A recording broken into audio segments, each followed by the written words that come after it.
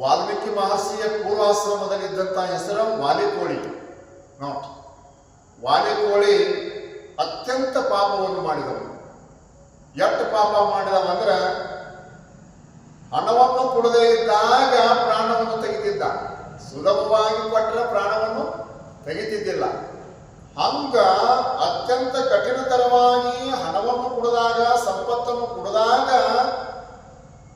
ಪ್ರಾಣವನ್ನು ತೆಗೆದಂಥವನ್ನ ಎಷ್ಟೋ ರಂಜನೆಗಳು ತುಂಬಿದವು.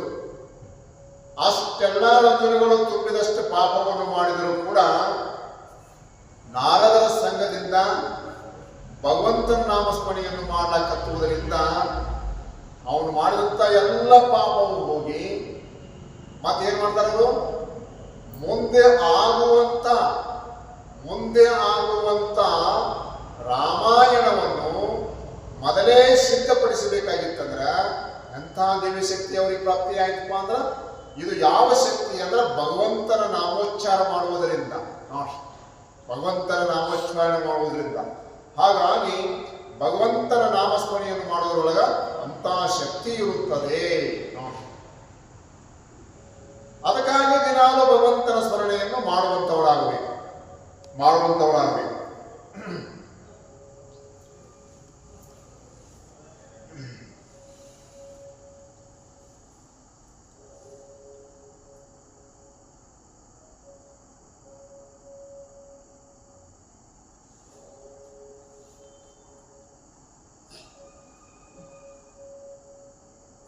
ಭಗವತ್ ಸಾಕ್ಷಾತ್ಕಾರಕ್ಕಾಗಿ ತ್ಯಾಗ, ಯೋಗ, ಜಪ, ತಪಸ್ಸು ಮೊದಲಾದ ಸಾಧನೆಗಳನ್ನು ಆಶ್ರಯಿಸಿದರೆ ಅದು ಅನನ್ಯಾಶ್ರಯೇ ಆಗುತ್ತದೆ. ಏಕೆಂದರೆ ಅವನನ್ನು ಅವನ ಕೃಪೆಯಿಂದ ಮಾತ್ರವೇ ಪಡೆಯಲು ಸಾಧ್ಯ, ಸಾಧನೆಗಳ ಮೂಲಕ ಅಲ್ಲ.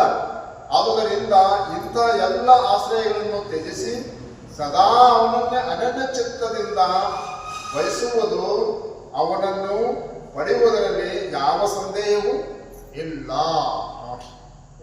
ಇನ್ನೊಂದು ವಿಚಾರ ಹೇಳ್ತಾರೆ ನೋಡಿ, ಅನ್ಯ ಆಶ್ರಯ ಅಂದ್ರೆ ಜಪ ಮಾಡ್ತೀವಿ, ನಾವು ಯೋಗವನ್ನು ಮಾಡ್ತೀವಿ,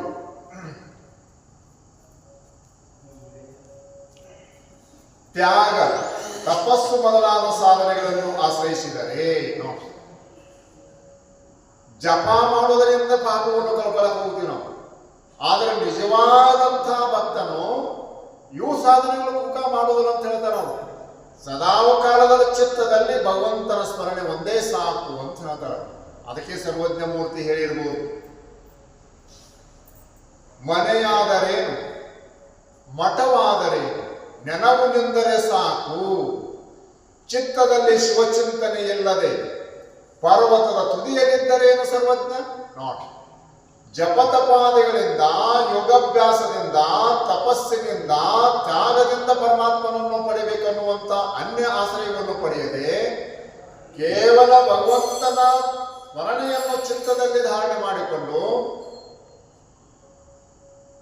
ಅದರಿಂದ ಅವನು ಪ್ರಾಪ್ತಿಯನ್ನು ಪಡೆಯುತ್ತಾನೆ ಅಂತ ಹೇಳ್ತಿದ್ದಾರೆ. ನೋಡಿ, ಇವು ಸಾಧನೆಗಳು ಸುಖ ಕೈ ಬಿಡುವಂಥದ್ದು ಅಂತ ಹೇಳ್ತಾರೆ. ಎಷ್ಟು ನಿಜವಾಗಿ ಅನನ್ಯವಾಗಿ ಅವನಿಗೆ ಶರಣಾಗತನಾದಂಥವನು. ನೋಡಿ, ಜಪ, ತಪ, ಯೋಗ, ತ್ಯಾಗ, ತಪಸ್ಸುಗಳನ್ನು ಆಶ್ರಯವನ್ನು ಪಡೆಯದೆ ಕೇವಲ ಚಿತ್ತದಲ್ಲಿ ನಾಮಸ್ಮರಣೆ. ಅದಕ್ಕೆ ನವವಿಧ ಭಕ್ತಿ ಒಳಗೆ ಅತ್ಯಂತ ಘನವಾದದ್ದು ಸ್ಮರಣ ಭಕ್ತಿ ಅಂತ ಸರ್ಪಭೂಷಣರು ಕೂಡ ಹೇಳಿದ್ದಾರೆ.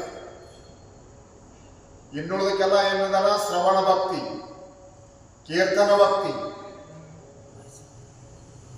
ಘನ ಸ್ಮರಣ ಭಕ್ತಿ, ಪಾದ ಸೇವನೆ ಭಕ್ತಿ, ಪೂಜಾ ಭಕ್ತಿ, ವಂದನಾ ಭಕ್ತಿ, ದಾಸ್ಯ ಭಕ್ತಿ, ಸಖ್ಯ ಭಕ್ತಿ, ಆತ್ಮನಿವೇದನ ಭಕ್ತಿ ಅಂತ ನವವಿಧ ಭಕ್ತಿಗಳನ್ನು ಹೇಳಿದ್ರು ಕೂಡ ಅದರೊಳಗ ಘನ ಸ್ಮರಣ ಭಕ್ತಿ ಅಂತ ಹೇಳ್ತಾರೆ. ಘನ ಅಂದ್ರೆ ಅತ್ಯಂತ ಶ್ರೇಷ್ಠವಾದದ್ದು ಸ್ಮರಣೆ. ಹಾಗಾಗಿ ಭಗವಂತನ ಚಿತ್ ಸ್ಮರಣೆ ಅತ್ಯಂತ ಶ್ರೇಷ್ಠವಾದದ್ದು, ಸಾಧ್ಯ ಸಾಧನೆಗಳ ಮೂಲಕ ಅಲ್ಲ. ಆದುದರಿಂದ ಎಂಥ ಎಲ್ಲ ಆಶ್ರಯಗಳನ್ನು ತ್ಯಜಿಸಿ ಸದಾ ಅವನನ್ನೇ ಅನನ್ಯ ಚಿತ್ತದಿಂದ ಭಜಿಸುವವರು ಅವನನ್ನು ಪಡೆಯುವುದರಲ್ಲಿ ಯಾವ ಸಂದೇಹವೂ ಇಲ್ಲ. ಅವನು ಜಪ ಮಾಡಂಗಿಲ್ಲ,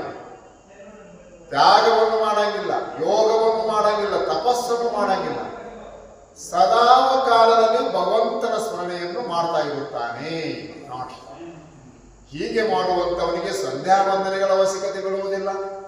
ಯಾವಾಗಲೂ ಭಗವಂತನ ಚಿಂತನೆ ಮಾಡೋ ಇನ್ಯಾವುದ ಅವಶ್ಯಕತೆ ಬರ್ತದ್ರಿ? ಜಪ ಮಾಡೋದು ಒಂದು ತುಸ್ಸು ಮಾಡೋರಿಗೆ ಜಪ ಅವಶ್ಯಕತೆ ಬರ್ತದೆ. ಯಾವಾಗಲೂ ಭಗವಂತನ ಚಿಂತನೆ ಮಾಡೋವಾಗ ಜಪ ಏನು, ತಪಸ್ಸೇನು, ತ್ಯಾಗ ಏನು, ಯೋಗ ಏನು, ಇವು ಯಾವ ಆಶ್ರಯ ಇಲ್ಲದೆ ಕೇವಲ ಚಿತ್ತ ಸ್ಮರಣೆಯಲ್ಲಿ ಇರುವಂತಹ ನಾಮದಿಂದ ಅವನು ಆ ಪರಮಾತ್ಮನನ್ನು ಪ್ರಾಪ್ತಿ ಮಾಡಿಕೊಳ್ಳುತ್ತಾನೆ. ಅವನನ್ನು ಪಡೆಯುವುದರಲ್ಲಿ ಯಾವ ಸಂದೇಹವೂ ಇಲ್ಲ. ಪಡೆಯುವುದಂತ ಅರ್ಥದಲ್ಲಿ ಏನ್ ಮಾಡಬೇಕು? ಜ್ಞಾನ ಪ್ರಾಪ್ತಿ ಅಂತ ತಿಳ್ಕೋಬೇಕು. ಪಡೆಯುವುದಂತ ಮತ್ತ ಪರೋಕ್ಷ ಜ್ಞಾನ ಅಂತ ತಿಳ್ಕೊಬಾರ್ದು. ಪರೋಕ್ಷ ಜ್ಞಾನ ಅಂದ್ರೆ ಭಗವಂತ ಒಬ್ಬ ಅದಾನ. ಅಪರೋಕ್ಷ ಜ್ಞಾನ ಅಂದ್ರ ದೇವರು ಹೊರಗದ ಅನ್ನುವಂಥ ಜ್ಞಾನ ಅಲ್ಲ. ಆ ದೇವರು ನಮ್ಮ ಅಂತಃಕರಣದಲ್ಲೇ ಆತ್ಮರೂಪದಿಂದ ಬೆಳಗ್ತಾ ಇದ್ದಾನೆ ಅಂತ ಜ್ಞಾನ ಆಯ್ತಂದ್ರೆ ಇದು ಪ್ರಾಪ್ತಿ. ಇದಕ್ಕೆ ಅನಂತ ನಾಮಗಳು ಕೊಡ್ತಾರೆ. ಅತ್ಯಂತ ದುಃಖದ ನಿವೃತ್ತಿ, ಪರಮಾನಂದ ರೂಪ ಪ್ರಾಪ್ತಿ ಅಂತ ಕರೀತಾರ, ಕೈವಲ್ಯ ಹೊಂದುವುದು ಅಂತ ಕರೀತಾರ, ನಿರ್ವಾಣ ಹೊಂದುವುದು ಅಂತ ಕರೀತಾರ, ಮೋಕ್ಷವನ್ನು ಹೊಂದುವುದು ಅಂತ ಕರೀತಾರ, ಜ್ಞಾನವನ್ನು ಪ್ರಾಪ್ತಿ ಮಾಡ್ಬೋದು ಅಂತ ಕರೀತಾರ. ಒಟ್ಟಾರೆ ಪರ್ಯಾಯ ಶಬ್ದಗಳಿದ್ದರು. ಪರಮಧಾಮ ಅಂತ ಕರೀತಾರೆ. ಇವೆಲ್ಲವೂ ಕೂಡ ಪರಮಾತ್ಮನ ಸಾಕ್ಷಾತ್ಕಾರವನ್ನು ಮಾಡಿಕೊಂಡಂತ ಶಬ್ದಗಳೇ. ಅವನನ್ನು ಪಡೆಯುವುದರಲ್ಲಿ ಯಾವ ಸಂದೇಹವೂ ಇಲ್ಲ. ನೋಡಿ ಇನ್ನಷ್ಟು ಹೇಳ್ತಾರೆ, ಅನನ್ಯ ಚೇತಸ ಸತತಂ ಯೋ ಮಾಂ ಸ್ಮರತಿ ನಿತ್ಯಶಃ ತಸ್ಯಾಹಂ ಸುಲಭ ಪಾರ್ಥ ನಿತ್ಯಯುಕ್ತಸ್ಯ ಯೋಗಿನಃ. ಇನ್ನೊಂದು ಬಹಳ ಸುಂದರವಾದಂತಹ ವಿಚಾರ ಹೇಳ್ತಾರ. ಎಲೆ ಅರ್ಜುನನೇ, ಯಾರು ನನ್ನನ್ನು ಅನನ್ಯ ಮನಸ್ಸಿನಿಂದ ಸದಾ ಸಂತಸವಾಗಿ ಸ್ಮರಿಸುವನೋ ಅಂತ ನಿತ್ಯಯುಕ್ತನಾದ ಯೋಗಿಗೆ ನಾನು ಸುಲಭವಾಗಿ ದೊರಕುತ್ತೇನೆ. ನೋಡಿ, ಸುಲಭವಾಗಿ ದೊರಕುತ್ತೇನೆ. ಸುಲಭವಾಗಿ ಅನ್ನೋದಕ್ಕೊಂದು ದೃಷ್ಟಾಂತ ನಾವು ನೋಡಬಹುದು. ಈಗ ನಿಮ್ಮನ್ನು ಹುಡುಕೋತ ನಾವು ಬಂದಿವಂದ್ರೆ ನೀವು ಎಲ್ಲಿದಾರ ಅಂತ ನಿಖರವಾದಂತ ಮಾಹಿತಿ ಸಿಕ್ತಂದ್ರೆ ನೀವು ನಮಗೆ ಸುಲಭವಾಗಿ ಸಿಗ್ತೀರಿ. ನೀವು ಎಲ್ಲಿದಾರ ಅನ್ನೋದ ನಮಗೆ ಸುಲಭವಾಗಿ ಗೊತ್ತಾಗ್ಬೇಕಂದ್ರೆ ನಿಮ್ಮನ್ನು ಹಿಡಿದ ಹೆಂಗೆ ಕಷ್ಟ ಆಗ್ತೈತೋ ಹಾಗಾಗಿ ಸದಾವ ಕಾಲದಲ್ಲಿ ಯಾವಾತನು ಭಗವಂತನ ಸ್ಮರಣೆಯನ್ನು ಮಾಡ್ತಾನೋ ಅವನಿಗೆ ಭಗವಂತನು ಸುಲಭವಾಗಿ ಪ್ರಾಪ್ತಿಯಾಗ್ತಾನೆ ಅಂತ ಹೇಳ್ತಾರೆ. ನೋಡಿ, ಅನನ್ಯ ಚೇತಸ ಸತತಂ. ನೋಡಿ, ಯಾವಾತನು ಸತತವಾಗಿ ಭಗವಂತನ ಸ್ಮರಣೆಯನ್ನು ಮಾಡುತ್ತಾನೋ, ಅರ್ಜುನನೇ ಯಾರು ನನ್ನನ್ನು ಅನನ್ಯ ಮನಸ್ಸಿನಿಂದ ಸದಾ ಸಂತತವಾಗಿ ಸ್ಮರಿಸುವನೋ ಅಂತ ನಿತ್ಯಯುಕ್ತನಾದ ಯೋಗಿಗೆ ನಾನು ಸುಲಭವಾಗಿ ದೊರಕುತ್ತೇನೆ. ಸುಲಭವಾದಂತಹ ಮಾತನ್ನು ಭಗವಂತ ಹೇಳ್ತಿದ್ದಾನೆ. ಸುಲಭವಾಗಿ ಅಂದ್ರೆ ಅತ್ಯಂತ ಸುಲಭವಾಗಿರಿ. ಈಗ ನಿಮ್ ಮುಂದೆ ನಾವು ಮಾತಾಡೋದು ನಿಮಗೆ ಅತ್ಯಂತ ಸುಲಭವಾಗಿ ಕೇಳಿಸುತ್ತೆ. ನೀವು ಅತ್ಯಂತ ದೂರದಲ್ಲಿ ಕೂತ್ರಿ ಅಂದ್ರೆ ಹೊಟ್ಟೆ ಕೇಳಿಸಂಗ. ಹಂಗ ಭಗವಂತ ಅತಿ ಸುಲಭವಾಗಿ ನಮಗೆ ಪ್ರಾಪ್ತಿ ಆಗ್ತಾನಂದ್ರೆ ಅವನಿಗೆ ಅತ್ಯಂತ ಸುಲಭವಾಗಿ ಭಗವಂತನ ಸಾಕ್ಷಾತ್ಕಾರ ಆಗುತ್ತದೆ.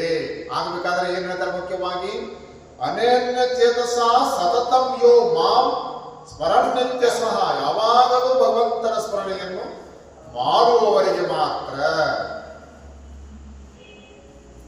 ಒಂದಷ್ಟಂತ ನೋಡ್ಕೊಳ್ಳೋದ್ರಿ.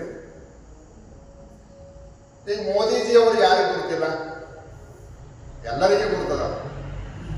ಆದ್ರೆ ಮೋದಿಜಿಯವರು ನಮಗೆ ಗೊತ್ತಿರೋದ್ರಿಂದ ನಮಗೆ ಏನಾದರೂ ಫಲ ಐತೆ ಅಂತ ಕೇಳಿದ್ರೆ ಇಲ್ಲ. ಹಾಗಾದ್ರೆ ಮೋದಿಜಿಯವರಿಗೆ ನಾವು ಗೊತ್ತಿದ್ದೀವಿ ಅಂದ್ರೆ ಏನ್ ಬೇಕಾದ್ರೆ ನಮಗೆ ಸಹಾಯ ಸಿಗ್ಬೋದು. ಹಂಗ ಸದಾವ ಕಾಲದಲ್ಲಿ ಭಗವಂತನ ಸ್ಮರಣೆಯನ್ನು ಮಾಡುವುದರಿಂದ ಆ ಪರಮಾತ್ಮನು ಇವನಿಗೆ ಏನು ಬೇಕಾದ ಅಥವಾ ಇವನಿಗೆ ಸುಲಭವಾಗಿಯೇ ಪ್ರಾಪ್ತಿಯಾಗಿ ಬಿಡ್ತಾನು ಅಂತ ಹೇಳ್ತಿದ್ದಾರೆ. ಯಾವುದೋ ಸೂತ್ರದೊಳಗೆ ಹೇಳಿದ್ರು ಕೂಡ ಸದಾವ ಕಾಲದಲ್ಲಿ ಭಗವಂತನ ಸ್ಮರಣೆ ಮಾಡೋದಕ್ಕೆ ಅತ್ಯಂತ ಫಲವನ್ನು ಶಾಸ್ತ್ರ ಹೇಳ್ತಾ ಇದೆ. ಆದರೆ ವಿಷಯ ಚಿಂತನೆ ಎನ್ನುವಂಥ ರಾಕ್ಷಸ ನಮ್ಗೆ ಏನ್ ಮಾಡ್ತಾನಪ್ಪ ಅಂದ್ರೆ ಭಗವಂತನ ಚಿಂತನವನ್ನು ಮಾಡಿಬಿಡಂಗಿಲ್ಲ. ಬಹಳ ಜನ ಕಾಲ ಇರ್ತಾರೆ, ಆದ್ರೆ ನಾಮಸ್ಮರಣೆಯನ್ನು ಮಾಡೋದು ಇಲ್ಲ. ಹನುಮಂತ ದೇವ್ರ ಗುಡಿಗೆ 100 ಮಂದಿ ಕೂತಿರೋದು, ಏನು ಮಾಡೋದು ಬೇಕಾಗಿಲ್ಲ. ಅವ್ರು ಅಲ್ಲೇ ಸೀದಾ ಹನುಮಂತರ ಮುಂದೆ ಕೂತ ಶ್ರೀರಾಮ್ ಜಯ ರಾಮ್ ಜಯ ಜಯ ರಾಮ್ ಅನ್ಕೊಂತ 2 ತಾಸು ಕೂತರ ಪಾಪ ಎಲ್ಲ ತೊಳೆದು ಹೋದಕ್ಕರೆ ಹಳಾದ ವಿಷಯಗಳನ್ನು ಮಾತಾಡ್ತಾರೆ ಹೊರತು ನಾಮಸ್ಮರಣೆಯನ್ನು ಮಾಡ್ಬೇಕಂತ ಬರುವುದೇ ಇಲ್ಲ. ಯಾಕಪ್ಪ ಅಂದ್ರೆ ಅನಂತ ಜನ್ಮದಲ್ಲಿ ಮಾಡಿದಂಥ ಪಾಪ ಭಗವಂತ ನಾಮೋಚ್ಚಾರವನ್ನು ಮಾಡಿಬಿಡಂಗಿಲ್ಲ. ಈಶ್ವರ ನಾಮವುದು ರಸನಿಗೆ ಬರಲು ಶಾಶ್ವತ ಸೌಖ್ಯ ಗದು ಮಿಗಿರು. ಯಾರಿಗಿದು ನಾಮಸ್ಮರಣೆ ಮಾಡ್ಲಕ್ಕೆ ಬರ್ತದೆ ಅಂದ್ರೆ ಯಾವಾತನು ಅನಂತ ಜನ್ಮದಲ್ಲಿ ನಿಷ್ಕಾಮ ಕರ್ಮವನ್ನು ಮಾಡಿದನೋ ಅವನು ಸದಾ ಕಾಲದಲ್ಲಿ ಭಗವಂತನ ದಾಸನಾಗಲಕ್ಕೂ ಸಾಧ್ಯವಿದೆ. ಇರ್ಲಿಕ್ಕಂದ್ರೆ ಸದಾ ಕಾಲದಲ್ಲಿ ಇಲ್ಲ, ಯಾವಾಗಲೂ ಮಾಡ್ಬೋದು, ಒಟ್ಟೆ ಮಾಡದೇ ಇರಬಹುದು. ಹಾಗಾಗಿ ಇವತ್ತಿನ ದಿವಸ ಏನು ಹೇಳಿದರಪ್ಪ ಅಂದ್ರೆ ಅತ್ಯಂತ ಸುಲಭವಾದಂತಹ ಉಪಾಯ ಸದಾ ಕಾಲದಲ್ಲಿ ಭಗವಂತನ ಸ್ಮರಣೆಯನ್ನು ಮಾಡುವುದರಿಂದ ಭಗವಂತನು ನಮಗೆ ಸುಲಭವಾಗಿ ಪ್ರಾಪ್ತಿಯಾಗುತ್ತಾನೆ ಅಂತ 2 ಭಗವದ್ಗೀತೆಯ ಶ್ಲೋಕಗಳನ್ನು ಅತ್ಯಂತ ಸುಲಭವಾಗಿ ತಿಳಿಯುವಂತೆ ಹೇಳಿದ. ಅನನ್ಯಾಸಿ ಚಿಂತಾಯಂತೂ ಮಾಮೇನ ಜನಃ ಪರ್ಯ ಉಪಾಸತ್ತೇಸಾಂ ನಿತ್ಯಯುಕ್ತಾನಾಂ ಯೋಗಕ್ಷೇಮ ವಾಹಾಮ್ಯಹಂ. ಒಂದು ಶ್ಲೋಕ. ಸರ್ವಧರ್ಮ ಪರಿತ್ಯಜೆ ಇದೊಂದು ಶ್ಲೋಕ. ಅನನ್ಯತೆ ಸಸಾ ಸತತಂ ಅಂತ ಇನ್ನೊಂದು ಶ್ಲೋಕದಲ್ಲಿ ಭಗವಂತನು ಸುಂದರವಾದಂತಹ ವಿಚಾರವನ್ನು ನಮಗೆ ಪ್ರತಿಪಾದನೆಯನ್ನು ಮಾಡಿದ್ದಾರೆ. ಸದಾ ಕಾಲದಲ್ಲಿ ಭಗವಂತನ ಸ್ಮರಣೆಯನ್ನು ಮಾಡುತ್ತಾ ಈ ಶ್ರೇಷ್ಠವಾದಂತಹ ಮನುಷ್ಯ ಜನ್ಮದ ಸದ್ಬಳಕೆಯನ್ನು ಮಾಡುವಂಥವ್ರು ನಾವು ಆಗಬೇಕು. ಅನ್ಯಥಾ ವ್ಯರ್ಥವಾಗಿ ಕಾಲಹರಣವನ್ನು ಮಾಡದೆ ಕಾಯಕವನ್ನು ಮಾಡಿ ಸದಾ ಕಾಲದಲ್ಲಿ ಭಗವಂತನ ಸ್ಮರಣೆಗೆ ಆದ್ಯತೆಯನ್ನು ಕೊಡುವಂಥವರಾಗಬೇಕು.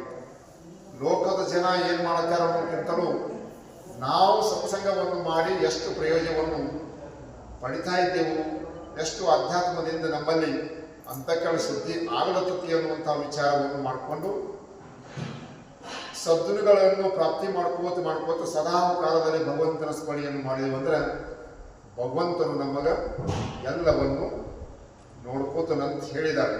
ಆ ನಿಟ್ಟಿನೊಳಗೆ ನಾವು ಕೂಡ ಭಗವಂತನಿಗೆ ಶರಣಾಗತನಾಗುವಂಥ ಬುದ್ಧಿಯನ್ನು ಸದ್ಗುರು ಸಿದ್ಧಾರೂಢರು ನಮಗೆ ನಿಮಗೆ ಕೊಟ್ಟು ಕಳಿಸಿದೆ ತಿಳುತ್ತಾ ನನ್ನೆರಡು ವಾಕ್ಯ ಸದ್ಗುರುನಾಥನ ಪಾದಕ್ಕೆ ಸದ್ಗುರುನಾಥ ಮಹಾರಾಜ್ ಕಿ ಜೈ. ಶಿವಾಯ ನಮೋ ಶಿವಾಯ ನಮೋ.